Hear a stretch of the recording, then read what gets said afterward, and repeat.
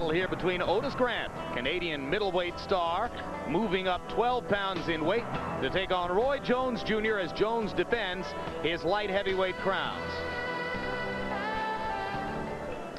As we get ready for Roy Jones against Otis Grant, and coming off the performance by Jesse James Lehi against Sugar Shane Mosley, my question to you, Larry, can Grant do better against Jones than Lehi did against Mosley, particularly given the fact that Otis is a southpaw fighter?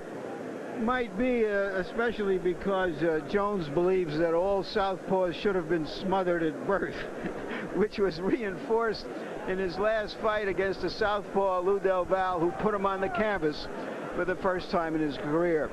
But Otis Grant has something else going for him. He's a clever, smart fighter, a college graduate, perhaps the only one on the level of this game, the only one I know of. Anyway, and Jones has detected something else about him. He says, if you're trash, he's trash. If you're good, he's good, meaning that he will sink to your level or rise to your level. He's got a lot of rising to do to get to Roy Jones' level, however. Roy Jones continues to grow in stature as a fighter. He's also doing a lot of talking about his sport. And nowadays, George, before and after every fight, Roy Jones talks extensively about the deteriorative damage that is done to fighters over the course of their careers, the beatings that fighters take, how much he wants to avoid that, how difficult it is for him to mete out that kind of punishment in the ring. He talks about this subject more than any fighter I know. You, incidentally, are a close second. But we're accustomed to saying that champions have to have a killer instinct. Will it hurt Roy in the ring to be so conscious of the brutality of the sport? No, anything that you can be conscious about in this sport, believe me, it's an asset. He's an intelligent fighter. He understands that he's going to have a life after boxing, and then he probably should prepare himself, and he will prepare himself in the training camp to protect himself from hurt. Great for the game, great for Roy Jones, great for me. More on that a little bit later on. Incidentally, Roy Jones has an unveiled secret in his personal life, a story that we're able to tell you tonight with Roy's courtesy. It's something that's very thrilling and fulfilling for him now as he comes out into the clear. Roy Jones has been keeping a secret. Actually, two secrets. Not deep, dark secrets that could explode into front-page news, but secrets born out of something like love. Roy Jones is the father of 7-year-old twin boys. It's fine now to kind of let the cat out of the bag, but for a little while, I didn't want them to have the problem of dealing with the fact that their father was a superstar. I wanted them to be able to go through life and have a fair chance to get started. The children, Deshaun and DeAndre, actually got their start without Roy in their lives. When first Roy knew of the possibility that he had fathered these boys, they were 4 years old. It wasn't the first time that Jones had faced questions about fatherhood. To be honest with you, I've had people, to blame stuff on me before that really wasn't mine. I knew how that was, and so, my mother was very skeptical about kids. Anytime somebody says, well, this kid is Roy's, my mother's like, I'm not going for it because it's happened too many times. So I was like, I told her about these kids, and I said, it's a possibility that they could be. Although Jones himself was resigned to the possibility he could have fathered the children, much of his family shared the obvious, cynical view that Roy was being scammed by a woman looking to capitalize on his wealth and celebrity. I just assumed that it was just another game some woman was playing. But right away he knew they was his, and I saw a picture of him and I said, oh man, he's not lying. He's got 2 boys. And he always said that he would get them. When I went and saw him, it was so evident, it was so obvious to me. So I was like, man, that's strange. A chill just ran straight down my body, all the way from my neck to my toe. It just shocked me. Okay, well, at least they're healthy. I'm glad of that. So now I got to take over from here and see what I can do. After taking over financial support of his children, Roy pursued custody of the twins and moved them in with his Aunt Sharon 1 year ago. Roy credits their mother for putting the boys' interests first, and together they determined the twins would be best off with their father.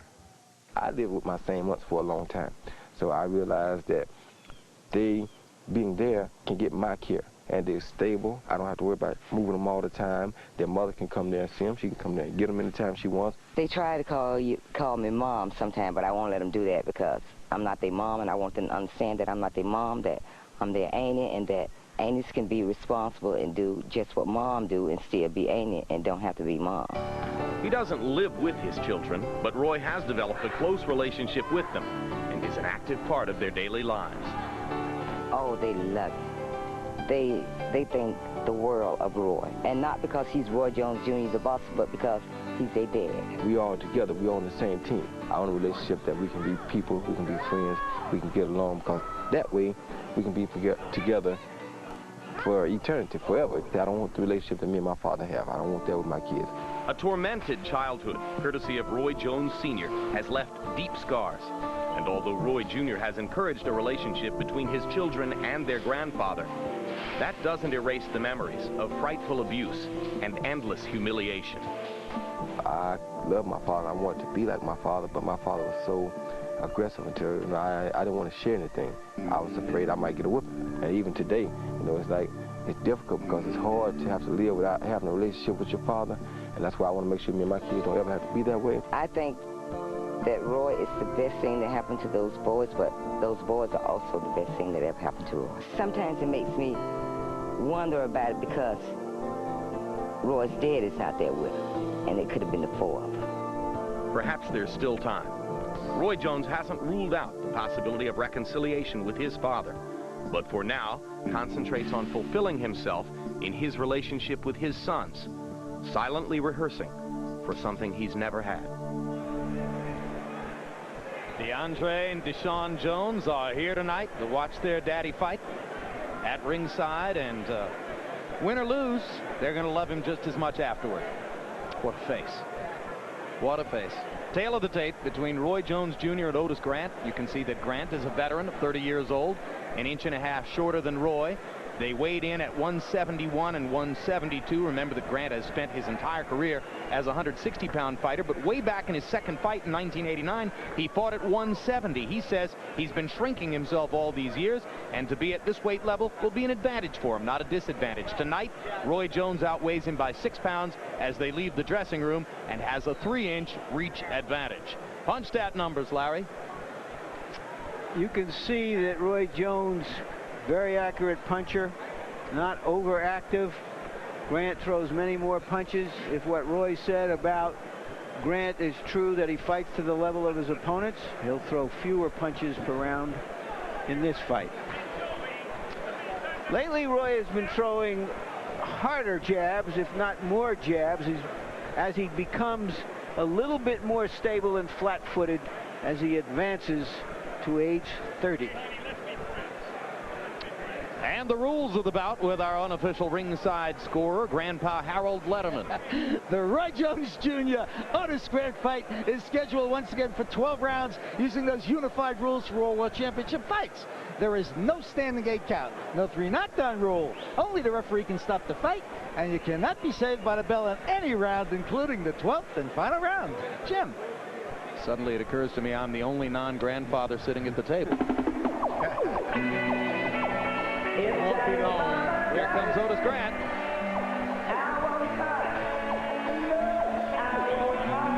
College graduate, former college basketball player. Certainly one of the most collected and interesting men we've had the privilege of meeting in a fighter meeting for a long, long time. Not only that, but he has a regular job as a high school counselor. He's only away from it when he fights. Counseling special needs learners at a high school in Montreal, those with developmental and physical disabilities. He's very close to the kids, and all of them are watching tonight. And the record for Otis Grant, 31 wins. The loss to Quincy Taylor in the 12th round, the former titleist. He was leading that fight when he got knocked out by Taylor. The draw with Lonnie Bradley was seen by everyone at ringside as highway robbery. Virtually every objective observer felt that Grant had won that bout. And you saw the knockout number, only 17. Otis Grant is a little bit light in punching power, and that could be his biggest disadvantage tonight, because if you don't have the firepower to get Roy Jones's attention and keep him off of you, you can be in trouble.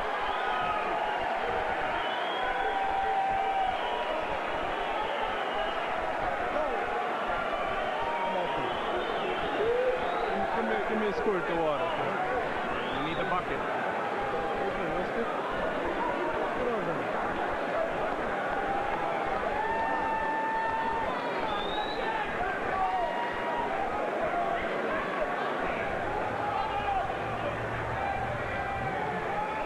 Well, the opponents in the ring. Where's Roy?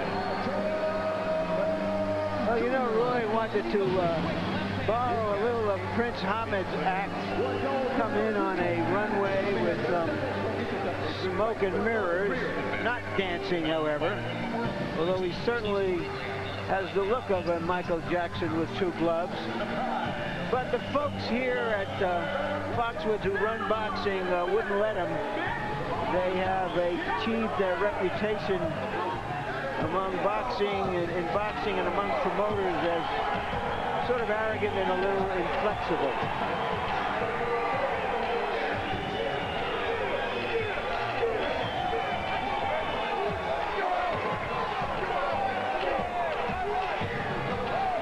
Roy raps before and during fights. And after.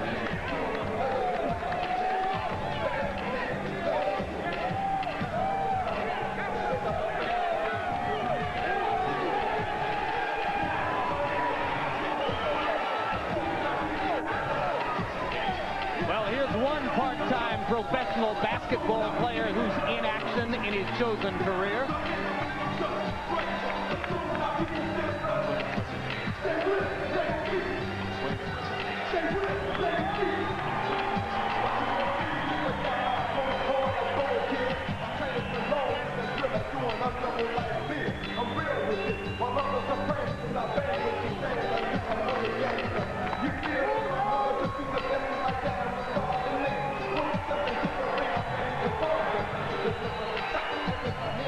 And the record, the one loss, of course, on the disqualification against Montel Griffin when he hit Griffin twice while Griffin was already down on the canvas. In his next fight, he avenged that with a first-round destruction of Griffin in this very room. Hey, check out our website at www.hbo.com/boxing. You can check statistics, scores, chat with other fans. Share your impressions of tonight's boxing action at www.hbo.com/boxing, our own active website. Now let's go to ring announcer Mark Barrow for the official introductions. Ladies and gentlemen, from the wonder of the Connecticut Woods, Foxwoods Resort Casino on the grounds of the Mashantucket Pequot Tribal Nation, Murad Muhammad and M&M Sports and Ring Square Incorporated and Budweiser, the undisputed, undefeated king of beers, this Bud's for You presents the HBO main event of the evening, 12 rounds for the WBC and WBA light heavyweight championships of the world. Ring officials assigned by the World Boxing Council President Jose Suleiman, supervisor in attendance Enza Jacoponi, and by the World Boxing Association President Gilberto Mendoza and supervisor York Ben Nixon Jr. Your judges at ringside are, from Brick, New Jersey, Tom Kazmarek, de la Ciudad Panamá de Panamá, Rogelio Perez, and from Paris, France, Daniel Talon. Your referee for this event, from Garden City, New York, the incomparable Arthur Mercanti Sr. Introducing now the principals. First, in the blue corner to my right, wearing the black, gold, and green trunks, he weighs in at 172 pounds. His professional record, 31 wins, 1 defeat, 1 draw, and 17 wins coming by way of knockout. He hails from Montreal, Quebec, Canada, the WBO middleweight champion of the world and challenger, Otis Magic Grant. His opponent in the red corner, wearing the gold trunks, weighing 171 pounds, with a professional record of 37 victories, 1 defeat, and 31 wins coming by way of from the home of champions, Pensacola, Florida, the WBC and WBA light heavyweight champion of the world, Roy Jones Jr. Jones Jr. 12 rounds for the WBC and WBA light heavyweight championships.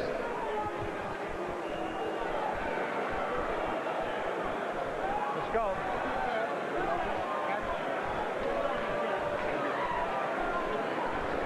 Nothing happening. Right there.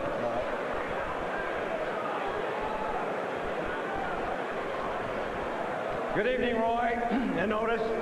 You both received your instructions earlier in the day. You know the rules. Shake hands now and come out boxing at the bell. Good luck. Otis Grant said that he would come out into this fight with his hands high so he doesn't get caught with anything stupid, which sounds like a good idea because Roy Jones said he would try to check his chin in the first round. It's a big night for the Pensacola contingent already. On the undercard, victories for Derek Smoke Gaynor, for Billy Lewis, for David Izon, all of Roy Jones's stablemates who are in the arena fighting tonight. So it's up to Roy now to follow up what has been constructed by his stablemates and keep the Pensacola record perfect for the evening.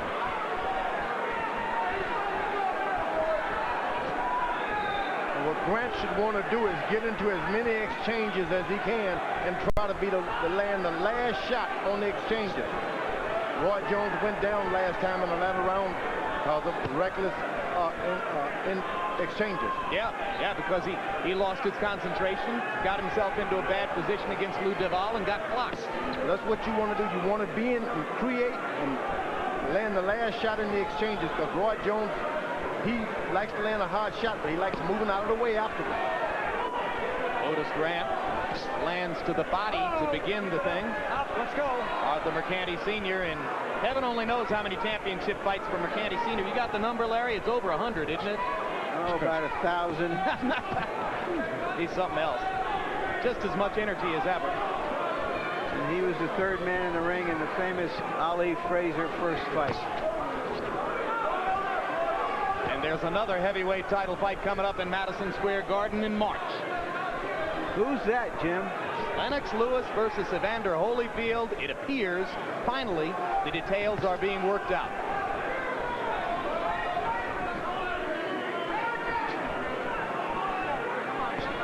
Tactical first round here, George. Yeah, you want to make sure that you get out there first couple rounds. Don't jump on him. Study films, find out what Roy Jones does not like to do. Well, until he fought Virgil Hill, Roy Jones seldom threw body punches, but he has suddenly found, after that one-punch knockout to the body, that's a useful weapon. He used to work without an effective jab, but in the last 4 or 5 fights, he has dramatically improved his jab and is using it throughout the first round here. The good thing about being a southpaw, you automatically got a defense. Just being on the wrong side like that gives you an automatic defense. So the other guy has to work for everything he lands. And it often nullifies the opponent's jab. So if you're working against a guy who's dependent on working off the jab, that can be a big advantage. But Jones, of course, can go completely without it if he needs to. Yeah, you want to stick around boxing a long time, you need a jab. All right, break. Step back. Roy Jones is so quick and able to throw punches from so many angles, he just figures a jab might throw him out.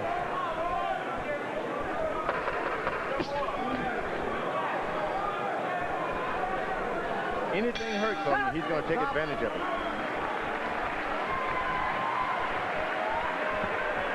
All right, baby, all right. Good work. Tight defense, ain't gonna give you nothing. We just gonna keep working that jab. Keep working that jab, try to offset him so you can run something on it. Fighting defensive, totally defensive. All you gotta do is just stay busy. Stay busy. Work your jab a little bit more for me.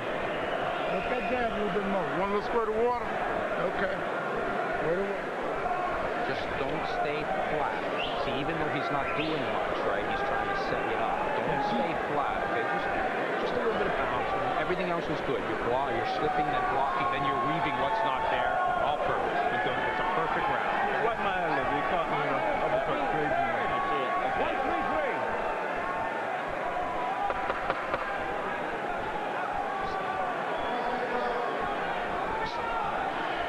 Grant in and out. Roy Jones trying to measure him. Grant doing some talking. College man trying to talk Roy Jones out of this. Lecturing him. He lectured Roy a couple times during the first round. Jones himself said it was an honor to fight Grant because Grant's a college graduate, the right kind of person to be in the sport. Doesn't mean he isn't going to try to knock him out.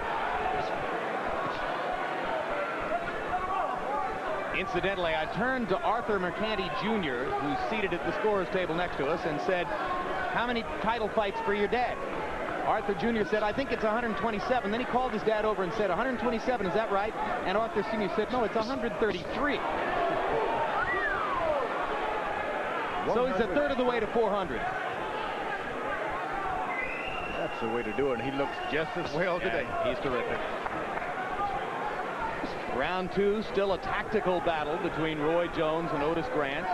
Grant with his southpaw stance, cautious demeanor, trying to land one punch at a time against Roy, who's trying to land one punch at a time against him. Roy Jones, all he has to do is defend his title. The last time he went out, tried to do a lot of other things. Shoe shining, stepping to the right and left. Didn't help him. Got knocked down, but still won the fight in a virtual shutout on the scorecard. Yeah, but you want to get out there and defend your title and fight hard to keep it. Don't do the extra foolishness.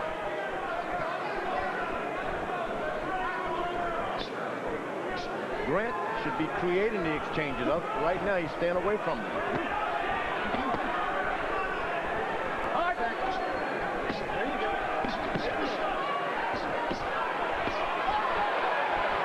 Left hooks in rapid-fire succession by Jones there. He has terrific power off the front foot.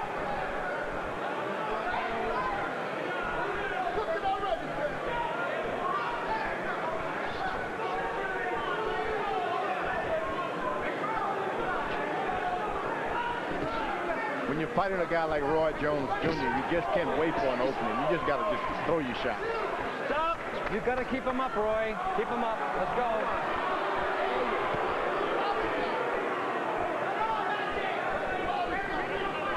You wait for something, nothing will ever happen. You just got to go out there and throw reckless punches. Something will happen. Might happen to you, though, George. Devastating right hand to the middle of the chest by Jones. This is the one chance in your life you got to take a chance. No one's going to give you their title. You're talking about Grant. Yeah, Grant. He's going to have to take it. No one's going to give you their title. He doesn't look disposed to take any chances so far. Grant's a guy who came in throwing as many as 70 punches around, and in the first couple of rounds, he's had a very limited output. All right, this turkey can't box moving back, baby. He can't box. He's doing a total defensive plays when you're moving him back. Only thing he do is just push his jab out. You can hit him with some power shots. All right, we flowing now. Way to work. Way to work. Just keep doing what you're doing. Yeah. Bother him with that right jab. Understand? Right. And when you have him on the ropes there, and you went in for that second attack, you came out of the flurry, go fucking face him. Let him go into a defensive position right away. You know what I mean? Yeah. Don't let him be able to walk off them ropes, all right? Okay. No walk off. We're making walk off. Boxing very smart. All right, very, very smart. Stay there.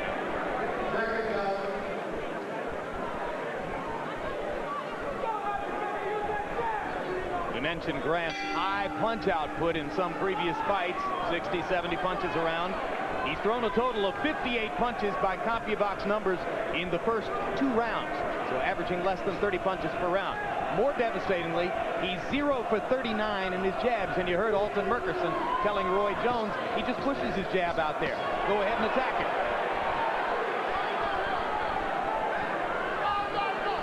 Doesn't help your opponent when you're fast, plus you go to the body also. Roy Jones, he's doing the whole thing here. Jones whacking twice to the body with the right hand, targeting the middle of Grant's chest and finding the target. Now Jones again starting to step around to the left and to the right, something he shouldn't have to do now. He's in charge of this fight.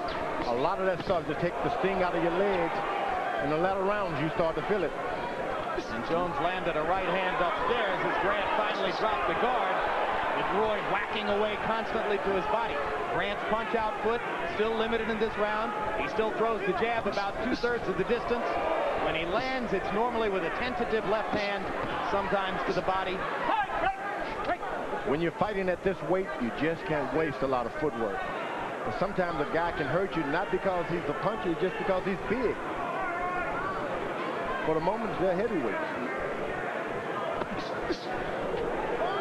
There's a redness, kind of a beginning abrasion under the left eye of Otis Grant, where Roy has targeted him with the right hand on a couple of occasions. See, now Grant is starting to get into the exchanges. After he hits you, throw something, whether you miss or not. Throw something back.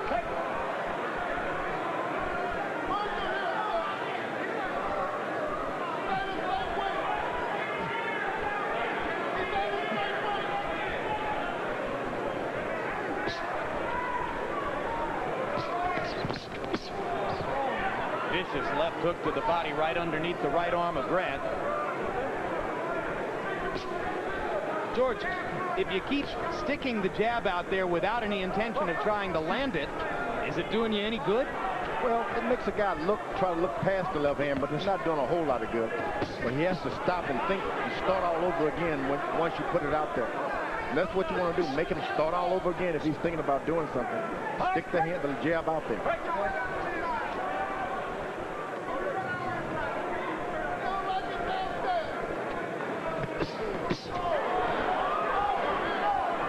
A lot of those punches are hitting Grant right on the elbows.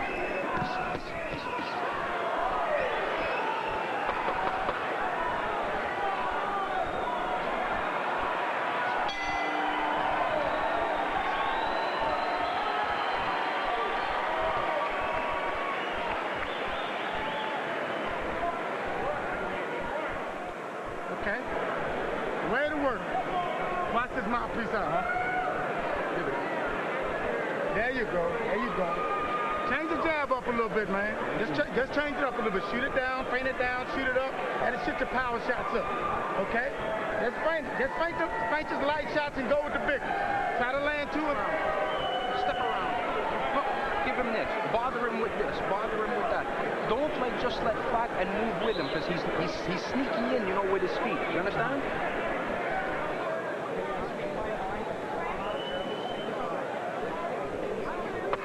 Roy Jones has suddenly found body punching, something that he can do very well, and try to combat a fighter who is trying to just move away from the shoulders up so that his body is still there to hit.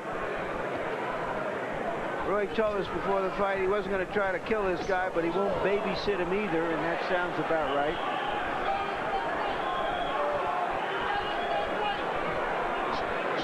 Now the babysitter is the big guy who's sitting with Roy's 2 7-year-old sons. Jones starting to get a little more aggressive as round 4 begins. Otis Grant still finding it difficult to get at Roy and engage him in exchanges. That's what he needs, an exchange. And you know, you sometimes, whoa, that was a right hand by Jones. Devastating right hand. Grant trying to reach for something to hold on to. Roy keeps throwing. Grant's starting to get his legs back now, but he was stunned. Yeah, he wasn't babysitting him there.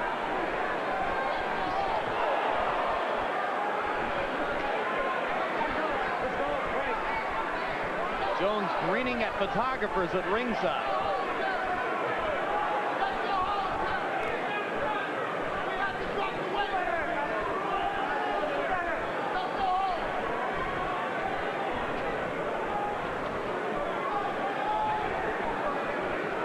Grant moving with every Jones feint. And when Roy gets you moving with his feints, he'll play you like a yo-yo. You got to expect that now. When you're working out with lightweights in the gym, they do the same thing that Jones is doing to Grant. So he's got to concede some of that. And just, hey, he's quicker. Now Otis finally got into Jones's body and hammered him a couple times to the ribcage. That was, frankly, the best assault I've seen from Otis Grant so far.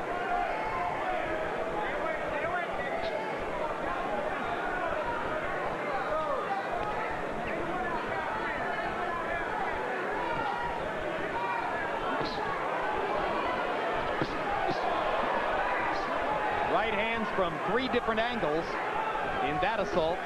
That's why he's skeptical about throwing a left jab, because he's got so many things on his mind to do with force power punches are concerned. Now that was the exchange. That's the exchange Grant wanted to create for himself. Let him hit you with 4, get in one good one. That's the kind of left-hand shot Duval was able to catch Jones with. You want the exchanges because you're not small like he's accustomed to. Grant's in trouble on another right hand. But he's been devastated not by power but by speed now. It's a difference. Speed kills, and you can see what a sportsman Otis Grant is. He laughs and pats Jones on the butt like, man, you are something. That's why he's afraid to lead, because Roy is just so quick. It's just another class of athlete, a higher class of athlete. So quick, so punishing. Way to work. Get that one. Get back. Give me that bucket, Howard. Woo! All right. Yeah. Caught me a couple of times. I'm okay. Well, the one he caught you with was a good shot. 2 others you gave to him. Okay. You gave them to him, man. I knew he... Give me more. When you throw it, you're in range for you. All right, okay, that's all you need to do. You go to sleep. All right, they want some on your head. Way to work, way to work. Keep the frames going, try to turn it. Try to get him turning left and right. When he turns to get you, get him.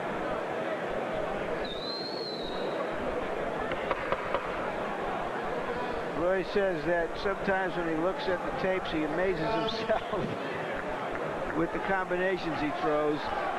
Here's one of them. Round 5 begins.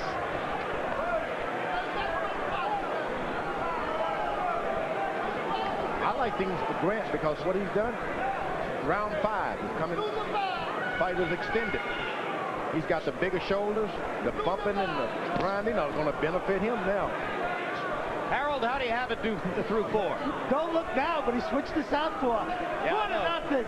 20-36, Roy Jones Jr. Jim, I want to tell you, I saw all the great light heavyweights. This guy's the fastest thing I've ever seen for a light heavyweight. I love that move in round 4 where he turned away and then turned in with that right hand at the end of round 4. Roy Jones Jr. is really showing us all the moves, all the power. Tremendous combination punching. In the second round, they hit him a 5-punch combination with that left hand before he pulled his left arm back. Roll Roy Jones in this one.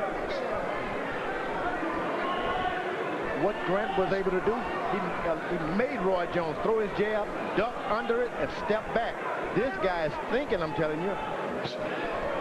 That wasn't a good one. Well, he's definitely a thinking fighter. But he has to be more of a fighting fighter to put Roy a little bit on the defensive.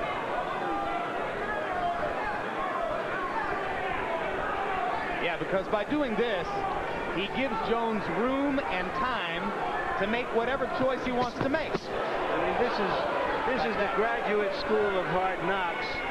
This is not an undergraduate school for education. The graduate school of super fast hard knocks.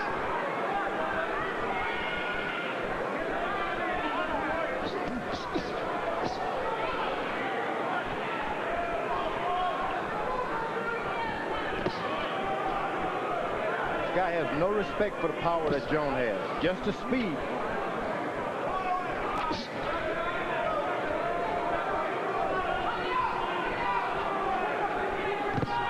Good straight left hand by Grant this time, right between the chest and the chin.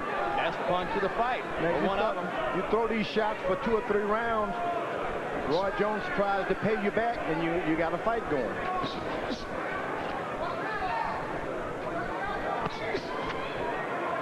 Jones should have been a little more aggressive with the jab so that this guy doesn't get a lot of courage to start doing these things. Well, Grant is a guy who's accustomed to outboxing his opponents. And part of what you're saying, George, is that he won't be able to outbox Roy Jones. He's going to have to outfight him in some way, shape, or form.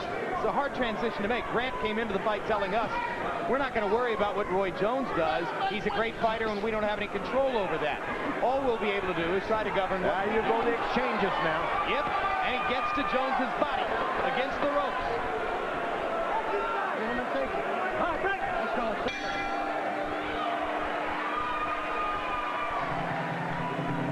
This Number 12. Tune in for a rematch of one of the great fights of 1998, Ivan Robinson against Arturo Gatti. In their first fight a couple of months ago, Robinson won a 10-round slugfest, but it was classic Gatti stuff again. Also on the card, 1996 Olympian Fernando Vargas goes for his first title against champion Yori Boy Campos. 72 wins, 62 knockouts for Campos, one of the great little-known records in the sport.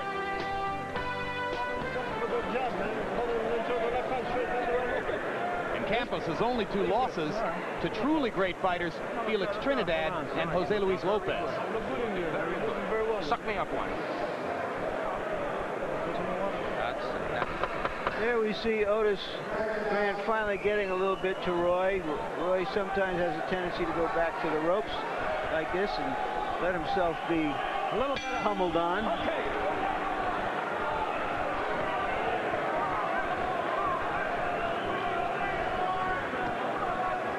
A CompuBox oddity. Through 5 rounds, Otis Grant is an unbelievable 0 for 91 in jabs.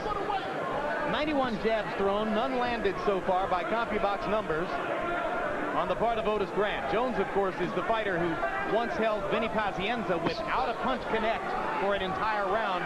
Only fighter ever since the origination of CompuBox punch count to hold a fighter without a connect for an entire round. Whoa, a good straight left by Grant. He's counting on these exchanges, and I'm telling him because of the size of his shoulders, he can benefit by them in the latter round. Roy Jones has got to keep jabbing a little bit and set things up behind the left jab. And Roy, just as you say that, begins to lift the left arm and jab just a little bit. There's nothing wrong with a left jab. And Grant bull rushing Jones now. Duvall tried that, and it worked a couple of times. That's one way to create exchanges, is go forward. That's right, and nothing happened to him when he went forward like that. He's got to find a happy medium to go forward with a shot. Roy looks like he's trying a little too hard to land devastating punches rather than to just fight him and land whatever is there. Good, another exchange. What an uppercut. There was a devastating punch. Now that's the danger of going forward. 7, 8. A perfectly timed uppercut. Tries it again. Now he's holding. Grant intelligently tries to hold on, but doesn't get enough of a piece. Now he's got him. That Roy Jones threw an uppercut that time. And Grant's legs don't look too good as he goes backward to the middle of the ring. That front leg is stiff, and Jones knows it. He's attacking him.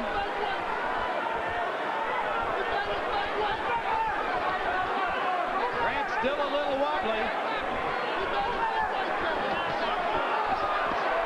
There's an exchange that Grant can benefit by now. Too much on the defensive at this moment, though. Now he's starting to get his consciousness back a little. Yeah, that another exchange. He was able to land a good looping left hand. You're not going to stop Jones from being good. What you want to do is get in one yourself.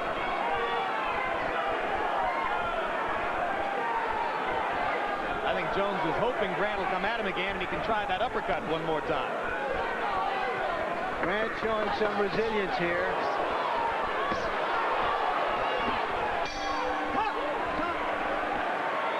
Second knockdown of the fight, credited to Roy Jones. A lot of water. A lot of water. Ice bag on his back. I'm sure you're all right. Yeah, I'm good. You can see it right here? Yeah. You know who's there? Yeah. All right, you see the punches coming? How you feeling? Feel good. Feel good. Some water. Lots of water. Deep breath. All right. Yep.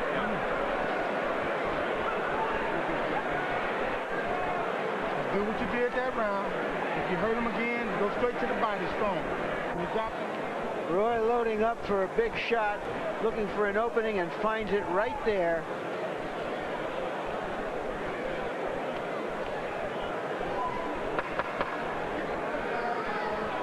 Punch looked, it might have landed like high on the chest, just the force of the blow seemed to turn him over.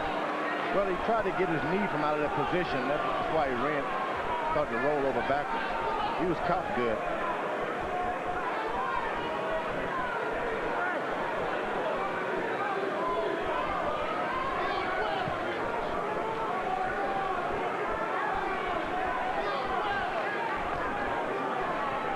When you fight a fighter like Roy Jones, you got to count the cost, how much it's going to cost to build this house prior to it. Hey, there are going to be some knockdowns, there are going to be some scratches, but hey, I got to stay in there and good things can happen.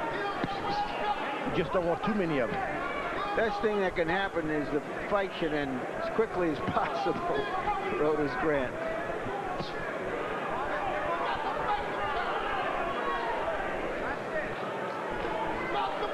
Otis Grant, a dedicated sportsman, certainly wants to compete to the best of his ability here. You heard him tell his trainer-manager Russ Anber between rounds, I'm fine. I can see the punches coming. You just can't get out of the way.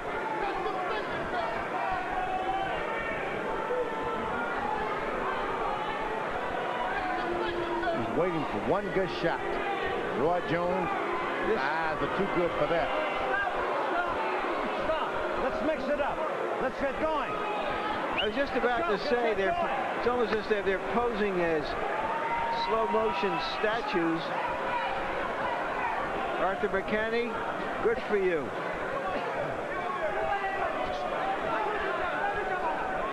I wonder, can you take points from guys? I started to say, but what would you do? Paralyze them both? Right. So what? Make it a 9-9 round. I mean, Grant should be commended. He's knocked down the last round. He's back into this thing. He's got the guy hesitant. That's exactly right. I'm not even sure it's the referee's business whether they're fighting. That's right. Hey, I've lived through all of this. I disagree. I think they're here to fight, and if they're just standing there and looking at each other and posing, I think what Arthur McCanny did was exactly right. Well, but by what authority? I mean, it's a good suggestion. There's little he can do to make them do something if both are going to do the same thing. I mean, again, as we say, penalize them both the point, make it a 9-9 round. Grant's benefit. No action. He can thoroughly recover from that knockdown. No question. The longer it goes without Roy hitting him, the better off Grant is. He's not hitting Roy enough anyway. Oh, there's another straight right, and Grant grabs and holds. Yeah, this guy, Roy Jones, is starting to load up now. We're gradually getting into the area where the Mosley-Layhoff fight wound up. And the question becomes, how much punishment does Grant want to take? We've already seen it once before tonight.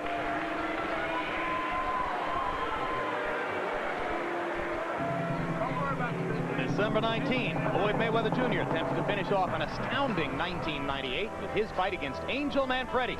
Mayweather has gone from Olympic silver medalist to champion in 2 years. Don't underestimate Manfredi, of course. He, too, has won a championship at 130 pounds and has wins over Arturo Gatti and John Brown in 1998. Also that night, heavyweights David Tua and Hasim Rahman square off in a vital fight for both men. The winner of that fight, particularly if he produces a spectacular performance, will linger on the edges of the heavyweight championship picture. And that left hand has to go downstairs and back upstairs. But even if this is not like bother him, knock his hand down, slide it in, bother it, knock it down, bring that one over the top. All right?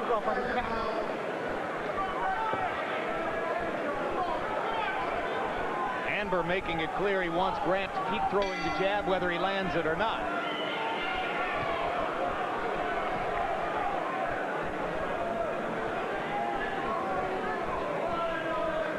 Roy Jones standing flat-footed, eyes wide open.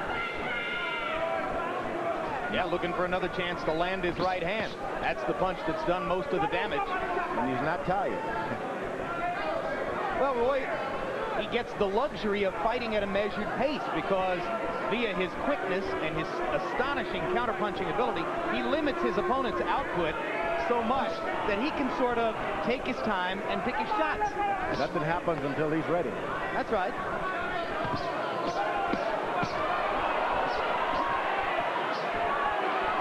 Those are the exchanges that Grant should be in on. You don't have to wait to hit him. Just put your hands up.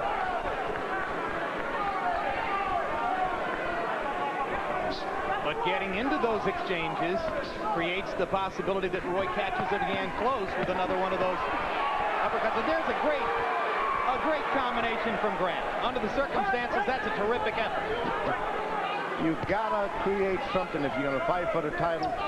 Once in a lifetime chance. You just got to gamble. Otis Grant fighting out of Montreal doesn't get the publicity or the opportunities that other North American fighters might get. He knew what this meant to him. Roy Jones is going around to the body, going over left and right side, protecting himself from any hard punches later on in the fight. Taking a lot of the power away from Grant. Grant landing a little left hand upstairs. Yeah, he doesn't have much punching power, as we showed 17 knockouts in his 32 wins coming in. They certainly didn't expect to knock out Roy Jones. He hit him in the chest that time.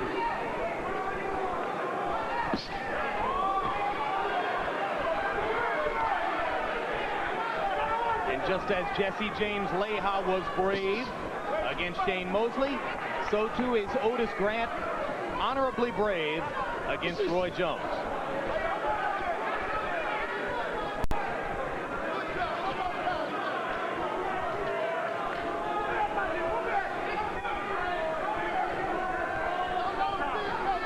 Grant's only chance to get into one of those exchanges, catch Roy Jones leaning in a little bit.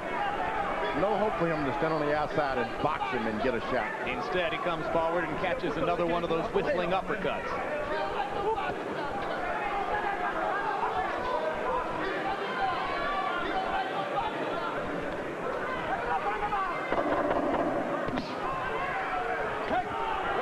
Oh, Mercanti took a left.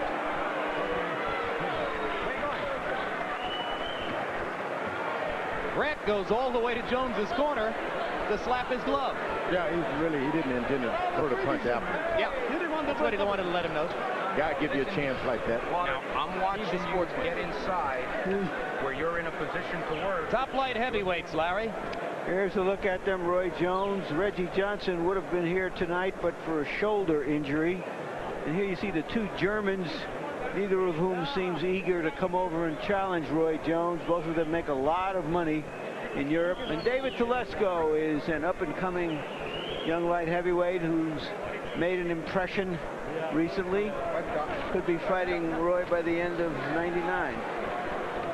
Jones's one-time nemesis, Montel Griffin, an upset loser last night to a young fighter named Eric Harding, who may become a factor in the division. Yeah, I'd like to see Telesco and Harding fight. Harold, how do you have it through 8? Real big for Roy Jones. 8-0, 80-71. A dominating performance by Roy Jones Jr. Just keeps hammering him with those left hooks, the straight right hands, the combinations. I mean, the total package. This is just one of the most one-sided fights I've ever judged, Jim. I mean, it's a total no-brainer as far as the scoring is concerned.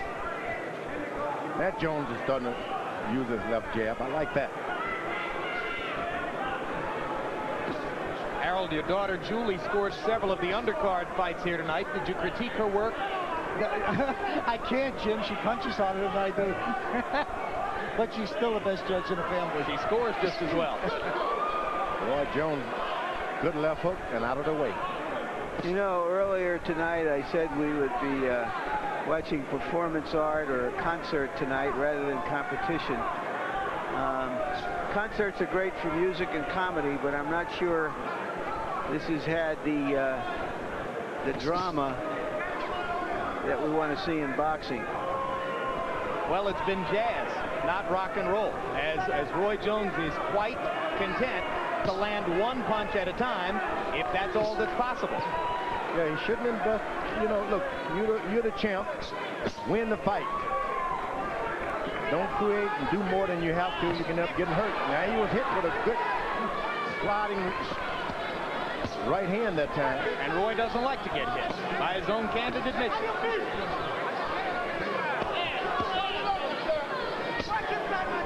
It would be good for Grant to keep that fight just like that for a few rounds. Just keep it like that. There you go. Roy Jones can do nothing when he's on the rope. Why not just keep him on the rope? Let the referee say break, back up, jump right back on him. This is one of the best things Grant can do. It limits Jones's power, and it gives him a chance to land. Well, Jones is saying, come now.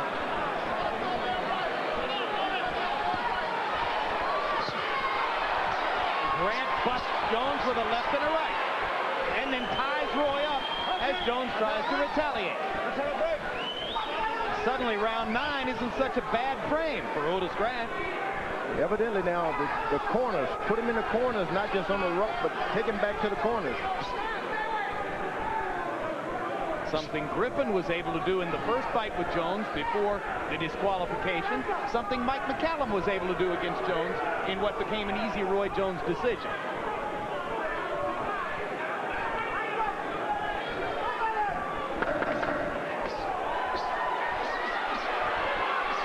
There's a combination. Grant Bell just put his hands right by his chin and bob and weave.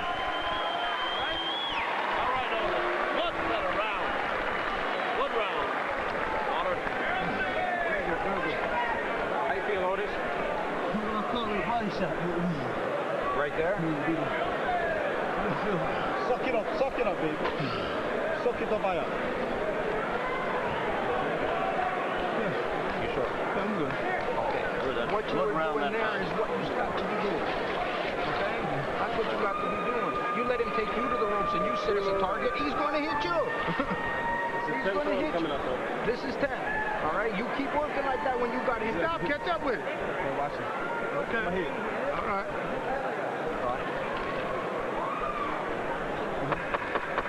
All right, baby.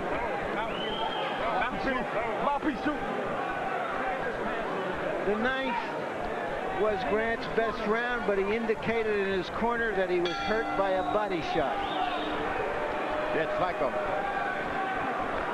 one of those snakes, venom. Strikes you, no one even saw it, but it hurts. Viper. And Harold Letterman gave the 9th round to Otis Grant, a round in which Grant, by CompuBox numbers, landed 13 of 23 punches, meaning when he was able to throw, he landed. Boy, he went into his corner the last time, walking sideways. Oh, he was hurting for certain, and you heard him say to his cornerman, I got caught with a body shot. You could see the pain. You think that Roy Jones knows it, George? I don't think so. I think the body punching is just an avocation here, you know. Roy Jones is gradually painting a picture on Otis Grant's face. Goes back to the body with the left hand there. Grant ducking down to try to avoid the body punches.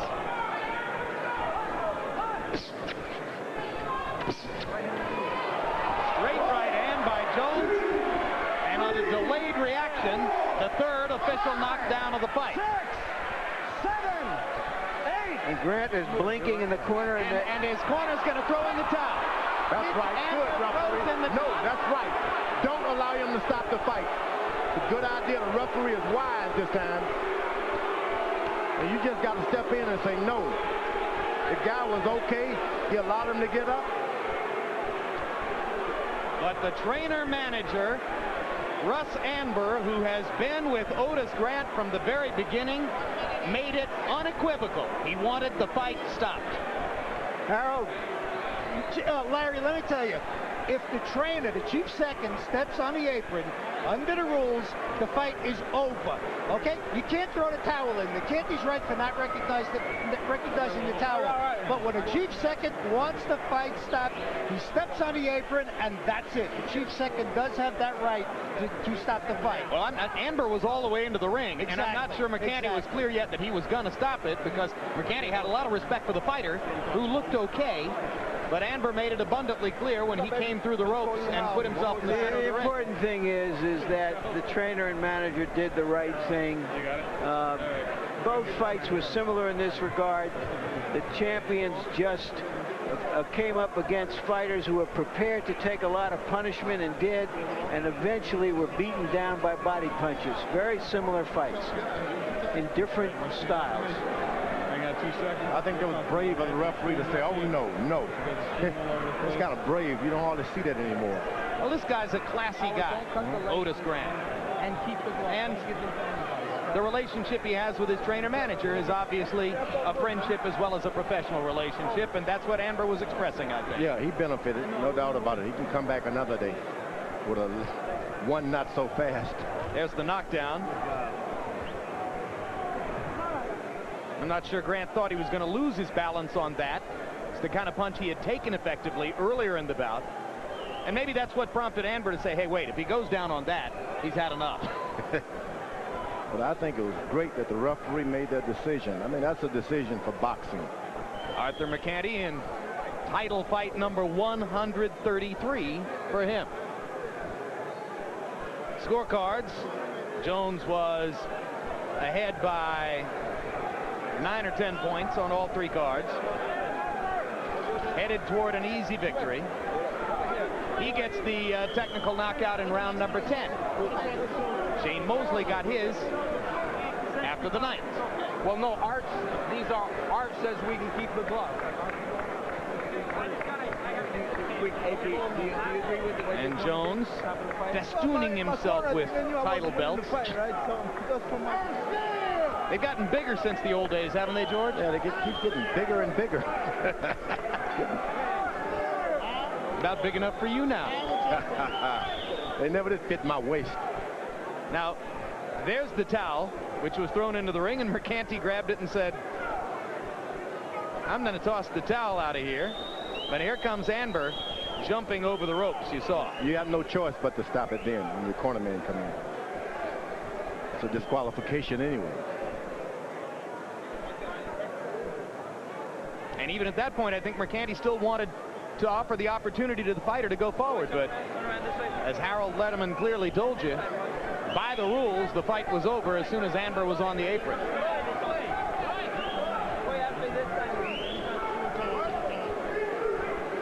Puts one in mind of Lou Duva standing on the apron when Meldrick Taylor saw his fight stopped against Julio Cesar Chavez with 2 seconds to go. So now, I have to assume we're ready to ready to go to Mark Barrow for the official particulars. Ladies and gentlemen, the blue corner has requested a stoppage of this bout. Referee Arthur Mercanti Sr. has complied at 1 minute, 18 seconds of the 10th round. The winner by technical knockout and still WBC and WBA light heavyweight champion of the world, Roy Jones Jr. Jones Jr. And final punch stat numbers, one-sidedly in favor of Jones, who landed 107 more punches. Both guys throwing sparingly. I mean, that's an output of about 40 punches a round for Roy, and for Grant it's more like 25 punches per round. So you can see a lot of this was just Jones landing power shots. He only landed 28 out of the 101 jabs he threw, and check it out. That Jones is just so fast. Generously, we give Grant credit for a 1% connect rate on his jabs. It was really, more like 0.7%. Larry Merchant with the winner and still light heavyweight champion of the world, Roy Jones. Larry? Thank you, Jim. Congratulations again, Roy. It looks, Roy, that for a fighter who used to not throw many body punches, you've suddenly found it a very useful part of your arsenal. Well, first of all, I thank God for giving me the opportunity to do what I do, Larry. So one time, Pensacola in the house, what's up, Bud Can, Louisiana. The body shots, as you progress as a fighter, as you get older, you have to start working on picking up and improving other parts of the game. You can't just get complacent and be satisfied as being one thing. So I've dominated to the head all my career. People say, Roy doesn't throw many body shots. So I said, okay, let's go and show them that I have a complete all-around arsenal. I can do whatever's necessary to win a fight. Are you finding now, as you are approaching 30, that you're a little bit more flat-footed and trying to make a kind of a transition a little bit in your boxing? No, it's just that you couldn't back up from the southpaw. You know, I had to keep the pressure on because I was the champion. He wasn't going to take any unnecessary chances, so I had to come at him. The last southpaw I fought was a counterpunch, a guy who, if I stood back, it would have been a boring fight. So I have to try to pick up the issue and go forward and fight a little more flat-footed. That's one of the disadvantages of facing the southpaw. Do you have any preferences for your opponents in 1999? You know, I don't really care, Larry. As long as everything's right. Roy Jones always will do this. Pensacola, Mobile, Gulf Coast, Mississippi, Milton, everywhere down the Gulf Coast, we the best. I'm the man. I don't care who it is, what it takes. I will do what I got to do to get them out of here. Thank you very much, Roy. You said, Otis, good fight. All right, Otis, I just want to ask you, were you aware of what was happening there at the end of the fight, that your corner wanted the fight stopped? I was fine. I wasn't hurt or anything, but Russ had warned me previously, I think it was the 5th round, when I got dropped an uppercut. He told me he's not going to let me get in trouble like that again. If I did, he would call the fight. Do you recognize that it's his job to determine when you're being too brave for your own good? Definitely I recognize it. I mean, I've been with this guy since I was 13 years old, and he's not going to let me get hurt in the ring. Thank you for a gutty performance. Thank you guys for the opportunity. Just want to say this one thing. After the first fight tonight, the manager of Jesse Leha said to an HBO executive, "Did we look good enough for you to bring us back again?" "Yeah," the executive said. Well, then he said, "Bring us back next time against somebody who is human." I think that we saw two prize fighters tonight in Roy Jones and Shane Mosley, who are a little beyond human in the top level of the sport. Jim?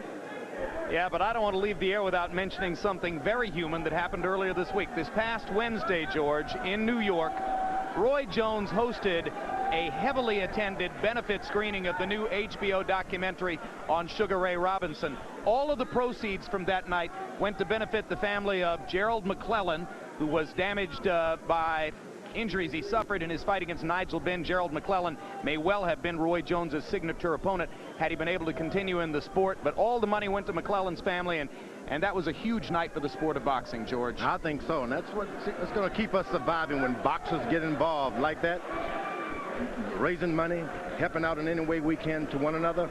That's going to be the survival of the sport. Roy Jones contributing not just to the brilliance of the sport in the ring, but to its humanity outside the ring as well. We'll have a final word on what happened here in just a moment. Let's look ahead to some upcoming programs on HBO. On the next Real Sports. Golf great John Daly talks about his struggles to get back on course. Plus, Ohio State star linebacker Andy Katzenmoyer can tackle anything except homework. So how's he making the grade? He's here to play football. He didn't come here to go to school. And revisit the '58 championship game, one of the greatest of all time, putting the NFL and the city of Baltimore on the nation's scoreboard. Pro football became what it is because of that game. Real Sports with Bryant Gumbel. Premieres Tuesday night at 10:15 on HBO. Nothing is out of bounds. Good evening, Mr. and Mrs. America, and all the ships at sea. Let's go to press. 5 congressmen and 2 senators. That's a dynamite column. He was the most powerful voice in the nation. Hey, LaGuardia, Winchell here. My column showed you into office, and my column can show you out again. When he spoke, America listened. Hitler's a thug. I'm going to write about him. You're completely mad. He's Hitler. You're only Walter Winchell. I'm Walter Winchell. He's only Hitler. Stanley Tucci is Winchell. This is not gossip. This is my name. Premieres Saturday, November 21st on HBO.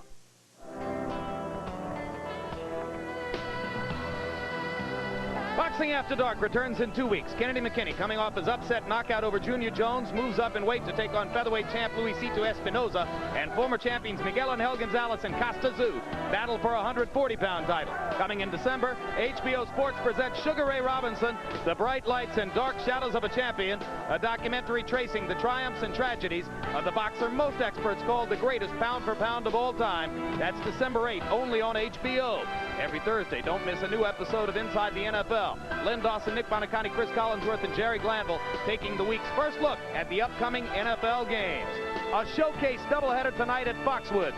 In the first of 2 championship bouts, you saw the brilliant lightweight titleist Shane Mosley retaining his championship with a TKO at the end of the 9th round. The very professional Jesse James Leha simply taking too much punishment, too many vicious body shots, suffering a few knockdowns, and finally calling it quits against the outstanding Mosley. And then Roy Jones picked up right where Mosley left off with a similar display of body punches and a fusillade of power right hands upstairs Jones knocked Otis Grant down 3 times and ultimately forced Grant's corner to call for a stoppage in the bout. Roy Jones continuing to stamp himself as perhaps the greatest pound for pound in the sport. Coming up immediately following our show, stay tuned for the Chris Rock Show on the East Coast and the Rainmaker in the Mountain and West Coast time zones.